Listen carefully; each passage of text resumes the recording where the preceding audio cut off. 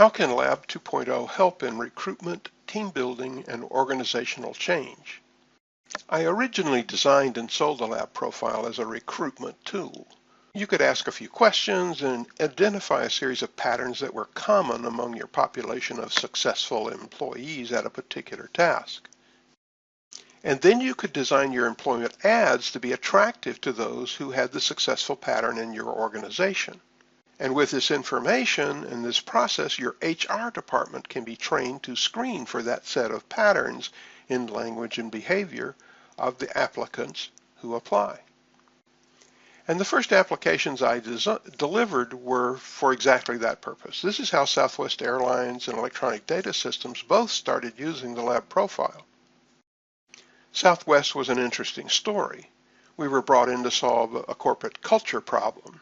Southwest Airlines wanted to be the lowest complaint ratio airline in the United States. But some of their flight attendants seemed to attract customer complaints, and other flight attendants seemed to be the opposite, and no one ever complained on their flights. We profiled some of the complaint generator flight attendants, and some of those who were never complained about, and we clarified the difference between them. We modified the recruit screening process to highlight the differences between those two groups, and we educated the screeners to recognize that difference. The result was that Southwest Airlines achieved its status as the lowest complaint ratio airline in the United States, and it maintained that status for many, many years. In the early 80s, EDS was recruiting hundreds of computer programmer analysts. They had a strong recruiting department who found qualified candidates that were groomed by the recruiters for interviews with the hiring managers. The recruiters were 83% successful at getting their recruits hired. So we agreed to improve that 83%. We interviewed successful EDS programmer analysts and their managers. Then we taught the recruiters how to recognize candidates who had the patterns of those successful programmer analysts.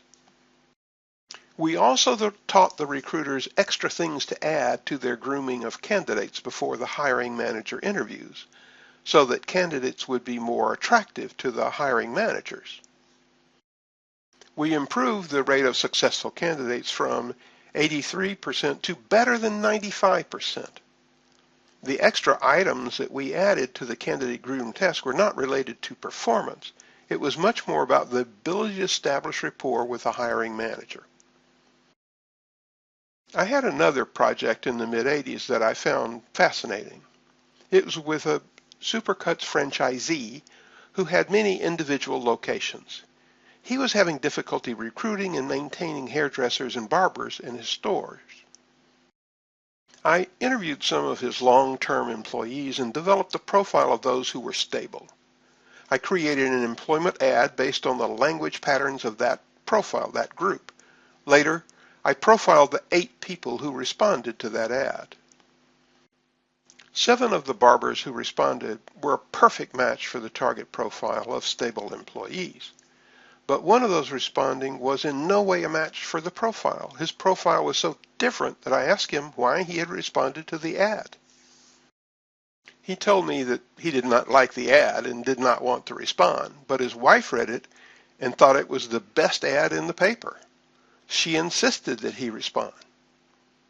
Sadly, the wife was not licensed to take this kind of job. In the late 90s, I had a long-term contract with Hewlett-Packard in Washington State in the northwest of the United States. I was brought in by the Corporate Organizational Development Department. This division had been in the business of designing, engineering, and manufacturing Hewlett-Packard's printers, and they were migrating over to designing, engineering, and outsourcing the manufacturing. So middle management was in need of changing their roles, and I was brought in for team building during that corporate evolution. Managing the outsourced manufacturing had always been part of this job, but before, the manufacturing had simply been another division of the same company across the river in Oregon. Now the manufacturing would be across the Pacific. This required different folks with different experience and training, so middle management teams needed to reform and develop working relationships with those different people being brought into the organization. My way of dealing with this was to profile everyone and explain all the patterns in each category. For each category, I had participants stand in different parts of the room based on their own patterns in that category. And I took turns standing in each group and describing the thinking and behavior patterns of the people in the group that I was in for the other groups to understand. I had them discuss how each group was a resource for the other groups. Each group could perform the tasks they naturally would do, but would have difficulty performing tasks outside their natural capability. I've had many referrals and consulting requests over the years as a result of how well that division performed. As these team members were promoted and moved to other divisions, I've been called to come and help them get their new organizations on track.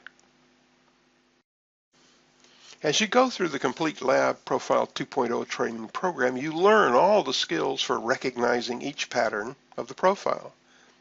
As you practice eliciting these patterns, you find out more about yourself and what makes other people tick.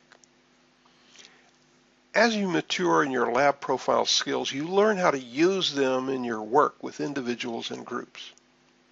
And you get results that those around you will often find amazing. I'm looking forward to working with you in the training program, and I want to hear your success stories as you learn and practice this powerful set of tools. If you want to learn and develop these kinds of skills, you need to sign up and take this course.